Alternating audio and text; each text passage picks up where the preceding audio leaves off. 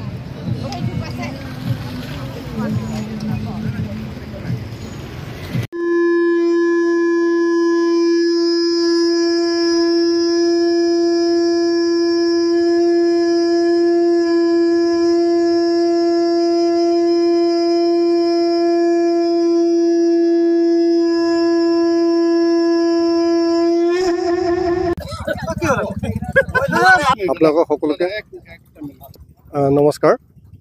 আমাৰ জুবিন অনুৰাগী ডিফুৰ ফালৰ পৰা জুবিন দাক সোঁৱৰণি হিচাপত তেওঁক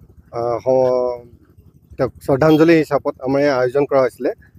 তো আমাৰ বিভিন্ন অনুষ্ঠান ইয়াত আয়োজন কৰা হৈছে, যেনেকৈ আমি প্ৰথমতে 1000 চাকি বন্তি আপোনালোকে দেখিব পাইছে, চব ফালৰ পৰা চাকি বন্তিবিলাক জ্বলাই পেলাই আমি জুবিন দাক সোঁৱৰিছোঁ। তেওঁৰ আদ্যশ্ৰাদ্ধ হিচাপত বা শ্ৰদ্ধাঞ্জলি হিচাপত এই আয়োজনটো কৰা হৈছে। আমাৰ ইয়াত প্ৰথম পৰ্যায়ত হ'ব নাম প্ৰসংগ হ'ব, তাৰপিছত নেগেৰা নাম কামৰূপীয়া নামঘৰৰ ফালৰ পৰা নেগেৰা নাম নিমন্ত্ৰণ কৰা হৈছে, তেওঁলোকৰ পাঠ হ'ব।